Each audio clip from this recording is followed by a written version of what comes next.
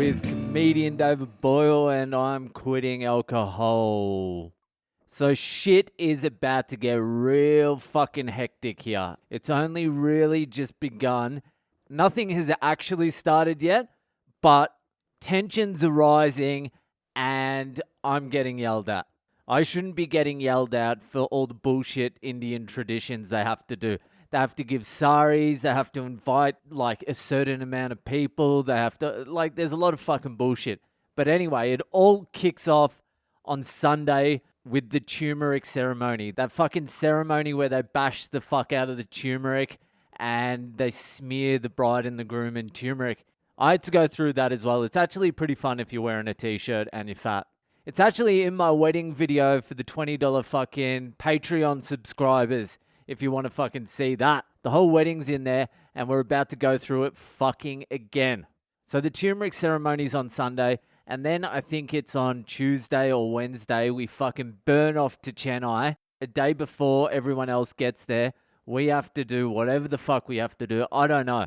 I don't even know what I'm meant to be doing, but I'm getting yelled at in fucking Kannada. That's an Indian language for those of you who don't know.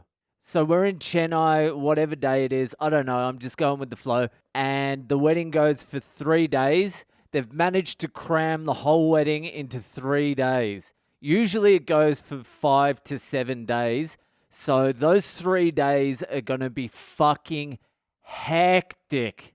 And because the groom's side of the family is so fucking like religious and superstitious and all that, there's so many little bullshit things that we have to do or the bride can't do. So the wedding has to be at 7 a.m. A 7 a.m. fucking wedding. So to get ready for that, I was just informed we have to be up at like 3 a.m. And I have to be sorting everything out because the fucking misso will have to be with her sister fucking sorting her shit out. I can tell you this right fucking now. That 3 a.m. fucking wake up is getting snoozed to 6 a.m. So then there's 3 days of the wedding and then there's some fucking bullshit after it. We've got to go to some lunch at some house. I don't know.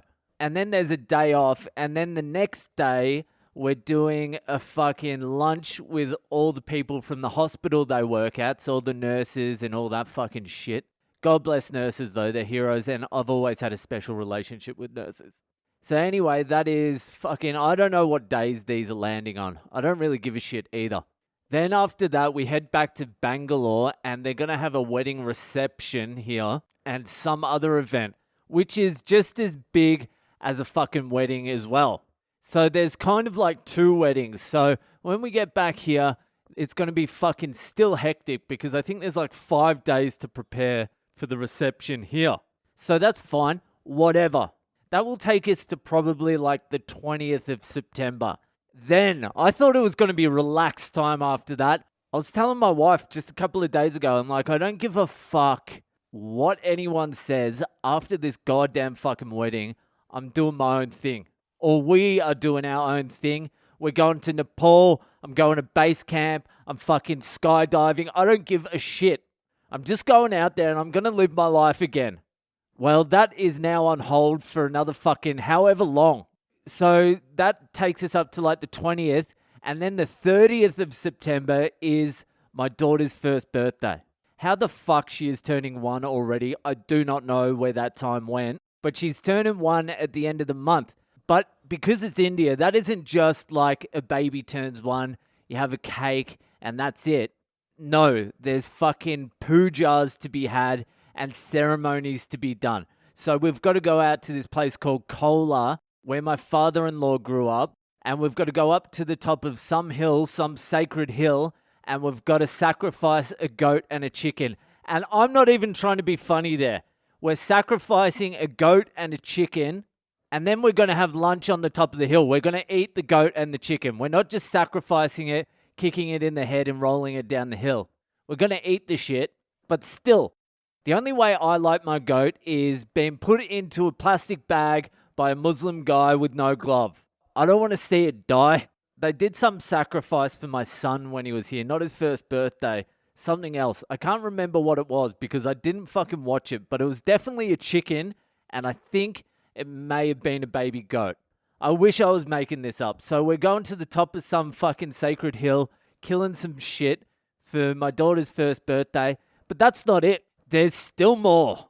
So her birthday will be on the 30th. So the 3 days before that are going to be completely wiped as well. Everyone will be fucking panicking, stressing out about that. But usually what happens is in Indian tradition, South Indian, or my wife's family, but most Indian families do this. Before the baby turns 1, you shave their head. You go to a temple and you shave their fucking head. I don't know what it's about. It's like fucking an offering to the gods or something like that. But because of COVID-19, we haven't been able to go to the temple and shave her head. So a couple of days after her birthday, this is getting into fucking October now, into Boyle's month. So a couple of days after her birthday, we're going to this fucking temple in Andhra Pradesh called Tirupati. Tirupati is like the 3rd richest temple in the world, behind like the Vatican City and some other bullshit. I think Mecca and then Tirupati is the 3rd. If you want to look Tirupati up, it's Tirupati. But anyway, it's a fucking huge temple. They don't usually let whiteys in there, but I've been there before. I went there when we shaved my fucking son's hair, and it's a hell of a fucking experience. There's people, like the drive into Tirupati, there's people crawling and fucking walking towards this temple from like 4 days out, or however the fuck long it is. But they make a pilgrimage. And the closer you get to the temple, like 100 Ks, 80 Ks, 50, 40, 30, 20, you see more and more people. There's just fucking masses of people heading to this fucking temple. And then once you get to the temple, if you're just some fucking normal pilgrim, it's 3 days waiting in line. We didn't do this. My wife's dad has a little bit of pull out that way. It's in a state called Andhra Pradesh. So he got us through the line. So we only had to wait like 7 or 8 hours. But you can see the lines there, people waiting, and thousands of fucking people. So we skipped the line, and I didn't even know what the fuck to expect. Because you go to these temples, and all you see is like one of the gods, like a stone-carved god. And people like bow their head and say something and then get moved on. But there's like fucking hundreds of people trying to cram in to see this god. It was the same thing. The god at Tirupati, his name is Govinda. Govinda. And just these crazy Indians are going, go, go, go, Govinda. And I got into it a little bit when I was there. I was like yelling out Govinda, and I was getting like big thumbs up and shit. Govinda. Go, go, go, go, Govinda. Govinda, Govinda, go. You can just rhyme. You just do whatever you want. You can riff it, freestyle, Govinda. As long as you're saying Govinda, they have a smile on their face. So I don't know anything about Govinda. He's got like 7 or 8 different names. He's named something else too. Look it up yourself.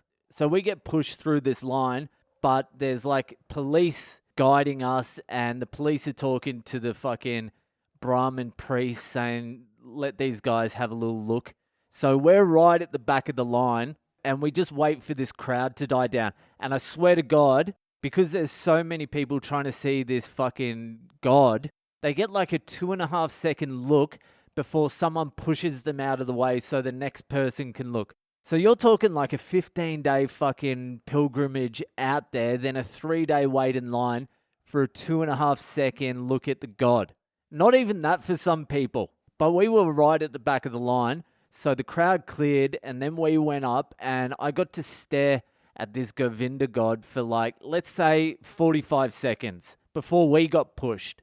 And it was kind of eerie. Like, I think if so many people believe in it and give it power, there's some energy that goes into it or something. It was weird. I felt like if I took mushrooms or acid, the god may have come to life and I could have had a chat with him. But there was definitely a weird energy around it, but it was a tiny little fucking god. It wasn't like a big statue, it was tiny, and I was trying to stare at it to see what it looked like, and it was real hard to like get its definitions and that, but I stared at it a long time. I was like, well, that was interesting. Can we go home? And I was very comfortable with that being my last time at Tirupati. I got everything I wanted out of it. It was fun, but it was exhausting as fuck. So that's happening again on like the 1st or 2nd of October. So the next month is going to be some high octane Indian horse shit.